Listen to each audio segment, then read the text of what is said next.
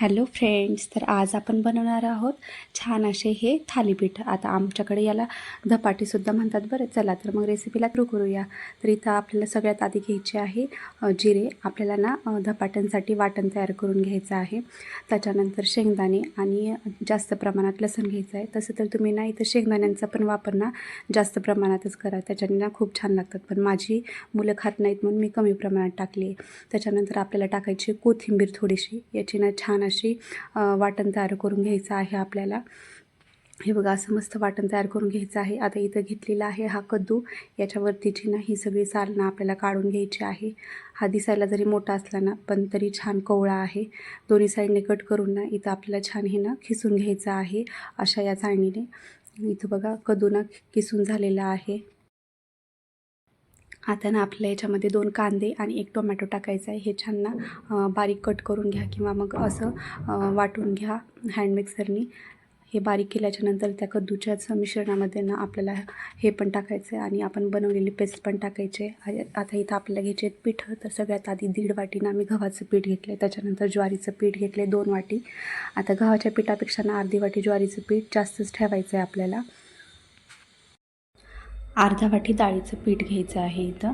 त्यानंतर टाकूया मसाले. सगळ्यात आधी 1 चमचा हळद, लाल तिखट अर्धा चमचा, धने पावडर टाकायचे 1 चमचा आणि तीळ टाकून घ्यायचे तिथं जवळपास आपल्याला 4 चमचे. परत चवीनुसार मीठ टाकून घ्यायचं आहे आणि हे सगळे ना कोरडे जिन्नस पिठामध्ये मिक्स करून घ्यायचे आहेत आपल्याला.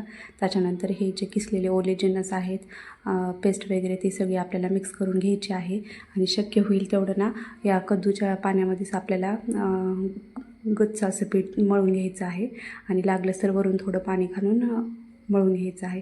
इथं छान असे ना धपाटे थापायला घ्यायचे आहेत.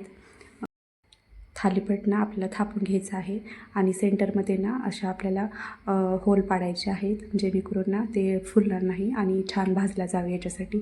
आधी तव्यावर थोडंसं तेल टाकून घेऊन ना धपाटा त्याच्यावरती टाकून द्यायचं आहे. वरून थोडंसं पाणी घालून स्प्रेड केल्याच्यानंतर कपडा ना इझिली सुटून येतो, त्याला अजिबात पीठ चिटकलं जात नाही. तर छान ना हाय फ्लेमवरतीच आपल्याला ना हे भाजून घ्यायचं आहे.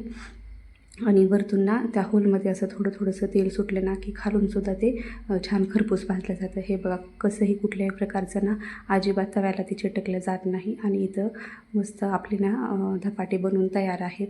सांगितल्या प्रमाणात पिठं घेतली ना तर धपाटे अजिबात पातळ होत नाहीत आणि इझिली मोडले जातात.